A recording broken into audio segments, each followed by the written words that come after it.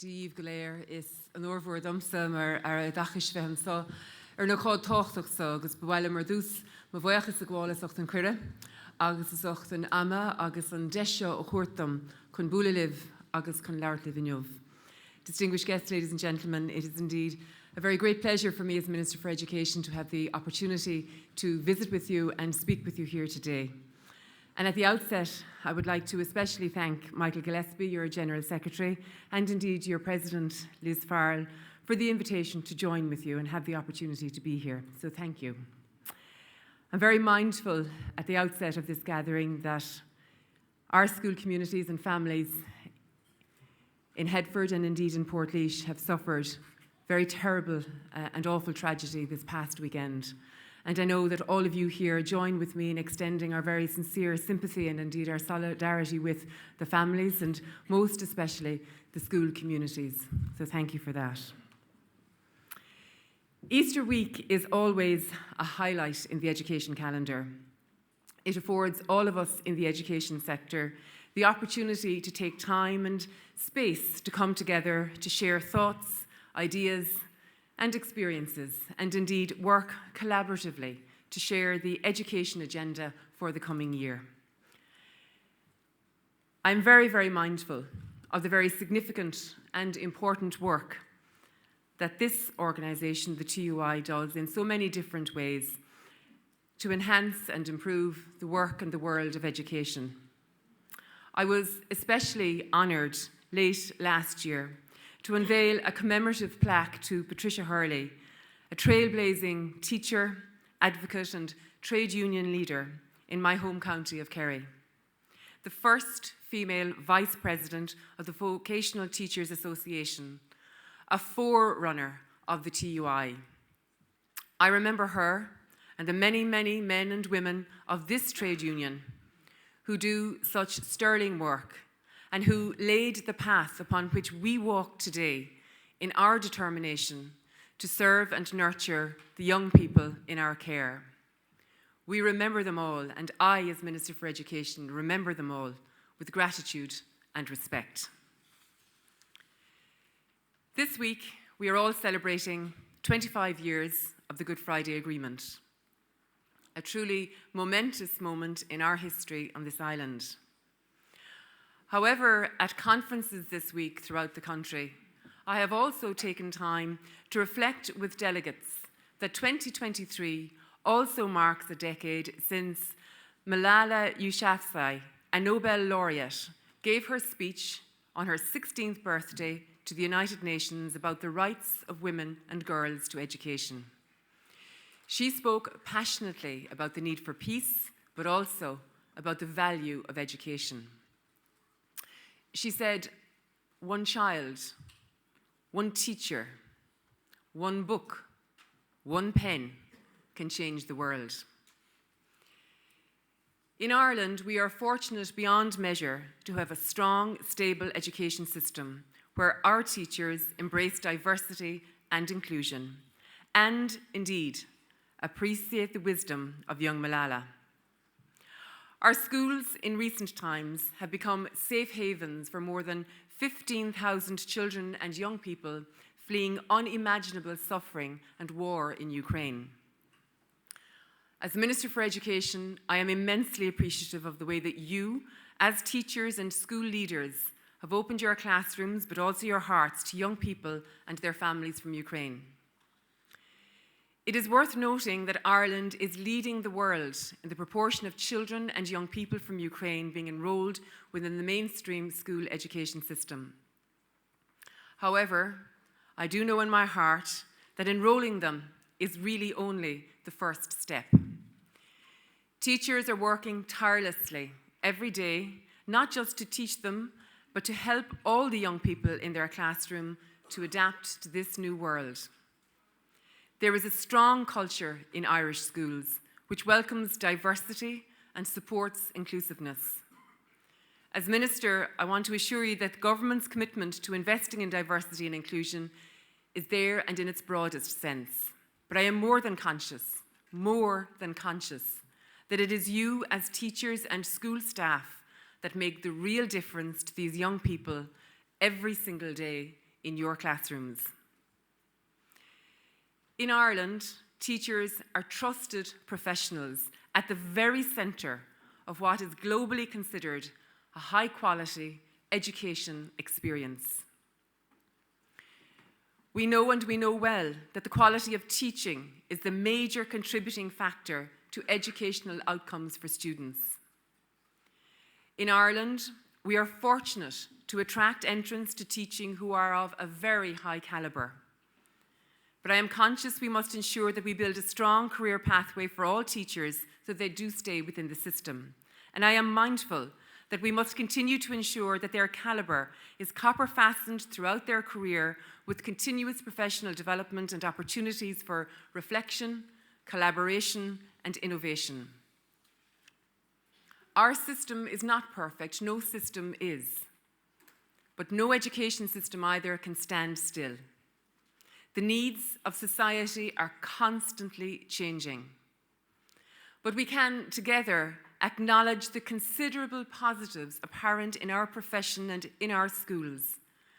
And I hope that together too, we can work to address the challenges that are being faced by teachers, by schools, wider society, and indeed across the world. To do that, we need to nurture the strengths that exist within the profession. And as Minister for Education, it is my ambition to achieve this through strengthening and reforming continuous professional development and initial teacher education, cooperating with teachers across all areas of policy, including curriculum, assessment, inclusion, and supporting diversity in the classroom, considering how best we can support teachers to do their very valuable and important work, and in so doing, creating the conditions to enhance the recruitment and retention of teachers in our schools. There have been two major developments this year that will, as they roll out, support and sustain the continued excellence of the teaching profession in this country. Last month saw the publication of the initial Teacher Education Policy Statement, reflecting on a decade of change and creating a vision for the future.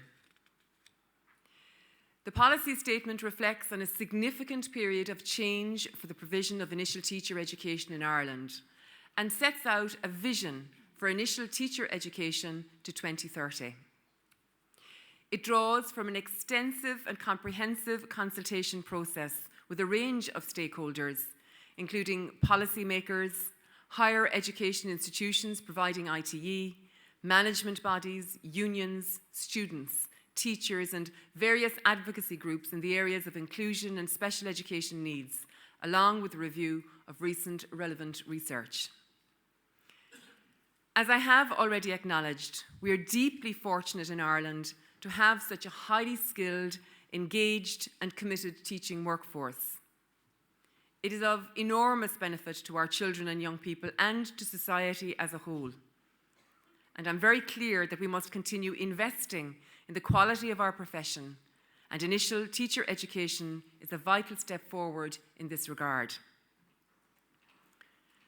The Department of Education's overarching objective in developing the Education Policy Statement is to improve the overall quality of initial teacher education in Ireland through practical measures, which will improve available evidence and enhance the already strong collaboration in the sector. This will ensure that our newly qualified teachers have the necessary tools to support them in their aim to inspire, enlighten, and prepare pupils and students to succeed in life. I'm also keenly aware of how important it is to promote the quality of teaching and learning through the provision of continuing professional development and supports for teachers and principals. The professional development needs of our teachers are currently delivered by 4 separate and individual support services: PDST, JCT, NIPT, and CLS. Absolutely no shortage of acronyms there. But last year, I initiated a project to integrate these 4 teacher education funded support services into one single integrated service. Work is at an advanced stage for the integration of these services, and on the 1st of September 2023, a new integrated support service named IDEA will be established. The vision for this new service is to support the professional learning of teachers and school leaders in Ireland through the development of high-quality, innovative and responsive professional learning that enables them to meet the educational needs of all learners in a changing world. As you will be aware, one of the most significant developments in Irish second-level education over the coming period is the reform of Senior Cycle. I announced this year the appointment of the Senior Cycle Redevelopment Programme Delivery Board, chaired by Dr. Harold Hislop. We have also established the Senior Cycle Redevelopment Partners Forum, which includes TUI representation. This stakeholder engagement group will underpin the collaboration necessary to support implementation and, where appropriate, further developments under the programme. I know the TUI, as always, will display leadership and open engagement as part of this forum, and I look forward to your proactive and positive engagement as we go forward together. Despite these very welcome developments, I am also very aware of some of the challenges facing schools and the teaching profession at this time. Your union has highlighted many of these in their engagements both with myself and indeed with my officials. You have articulated the impact on the individual, but also the potential wider impact on the attractiveness and sustainability of the profession itself. I do hear the concerns you are raising, and some of these issues can be addressed through central negotiation of public sector-wide pay agreements. Building Momentum has delivered much-needed improvements over the last few years to teachers' pay and conditions. A new agreement is on the horizon, and I am confident public sector trade unions will be to the fore to advocate for improved terms and conditions for their members. Other areas, such as middle management structures in schools, have also been raised with me. I am more than conscious that teachers need to be provided with a strong career pathway. Principals also need to be supported through distributed leadership in the school community. And personally, I know from my own experience, and I'm very clear as to the need to tap into the breadth of talent within the staff room. I value the post of responsibility system, and I have asked my officials, subject to budgetary considerations, to explore how this wealth of potential can be best used to support our policy goals going forward. I'm also aware that the area of inclusion and special education is one of particular interest to the TUI. For 2023, the special education budget has been substantially increased by over 10% on last year, meaning that for 2023, the Department of Education will spend over €2.6 billion on special education, representing nearly 30% of the entire fund available to the department.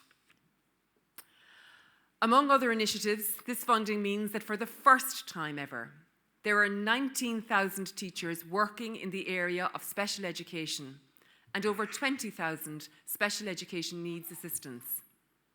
Together, there are almost 40,000 qualified and committed people in schools who are focused wholly and exclusively on supporting children with special education needs.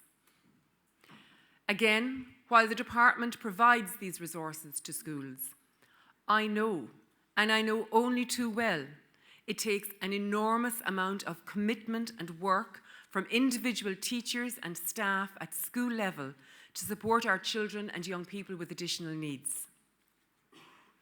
In this regard, I again wish to express my gratitude for all that you do every single day in this regard. Whilst the majority of students with special education needs are supported within mainstream classes, there remains a place for specialised provision, such as special classes and special schools. For this coming year, we will have close to 3,000 special classes across primary and post-primary. At the same time, figures coming through from the NCSE and other resources now tell us that there will be an ongoing need for additional classes, especially at post-primary level, to meet the needs of children transitioning from primary. I would like to acknowledge and thank your membership and all who have supported and continue to support this provision. Budget 2023 also provided for additional staffing for both national education psychologists and the National Council for Special Education. These new posts, in the form of additional special education needs organisers, advisors and educational psychologists, will ensure that teachers and schools are better supported at local level to address the needs of children and young people with special education needs. Of course, the availability of a well-educated, professional and competent workforce is central to the provision of a high-quality education. The recruitment of teachers is a high priority area of action for the department, given the importance of ensuring that every child's experience in school is positive and that they have available to them qualified, engaged and enthused teachers to support them in their learning. The Department of Education is undertaking a comprehensive programme to support the supply of teachers. This included providing the allocated staffing resources for the 23-24 school year to post-primary schools in January. We have provided for fully funded upskilling programmes in mathematics, physics and Spanish, and a new Irish language upskilling programme is planned for 23-24. Initial teacher education providers have put in place flexibilities in their programmes which have created greater capacity to assist schools in teacher supply. A communications campaign has been launched to encourage retired teachers to take up short-term positions if they so wish. These measures are underpinned by the Teaching Transforms campaign, which promotes the teaching profession and encourages students to follow a career in teaching. And again, we note the increased interest from students in terms of CEO application to follow a career in teaching. Despite, however, the positive impact of these important actions, I acknowledge that work remains to be done to address teacher supply challenges, particularly to ensure the availability of sufficient numbers of substitute teachers. The department continues to work intensively with all partners to develop and implement creative solutions to address the teacher supply challenges for schools. I know that there is good bilateral engagement between my officials and the teaching unions to support improved strategies in this area, and I wish to express again my gratitude for this positive and proactive collaboration. Further measures adopted to support the supply of substitute teachers include the lifting of restrictions on teachers on career break and job sharing teachers to substitute, increasing the number of additional hours that full-time post-primary teachers can provide substitute cover for in the subject they are qualified in to teach from 20 to 35 hours, should they so wish to do so. I am also pleased to announce the implementation of an agreement between the Department of Education and the TUI, which sees teachers appointed in a recognised post-primary school service having service in Youth Reach fully recognised as approved teaching service for the purposes of incremental credit. I have spoken now about some of the challenges being faced in school communities, and in particular within the teaching profession. However, I would also like to celebrate the wonderful achievements that I see in schools the length and breadth of this country. We can talk about inclusion, diversity and relational teaching in an abstract way. And I know that social justice is a very important element that drives the trade union movement and its activists. Teachers and the wider school community in Ireland should be extremely proud of all that happens every single day in our schools. I witness firsthand on my visits how every young person's talent is nurtured and celebrated during their school experience. I met recently with two young men who won the BT Young Scientist Award this year. Wonderful, well-rounded people who are a credit to their school and indeed to their teachers. I also visited a school some while back, and sent out to greet me initially were not the principal, nor indeed members of the Board of Management, but rather the students themselves. Some were winners of an All-Ireland Camogie competition, a winner of a young entrepreneur competition, and a Ceilidh band with enormously talented musicians. At the centre of the delegation and in pride of place was a student with special education needs who had won a major national art competition. The pride of the staff in that school for all of these young people was both sincere and impressive. I was also struck by the confident leadership, management, and the teachers who were happy to let the students and their many, many, many achievements do the talking. A truly great school and a privilege to visit and see it in action. I know that as trade union activists, you are acutely aware of the global challenges being faced across all societies. One of the greatest of these is climate change. I referenced the words of a young activist earlier. Another young person at post-primary age called the attention of the world to the threat for hers and future generations if we fail to act. In fact, Greta Thunberg reminds us, once we start to act, hope is everywhere.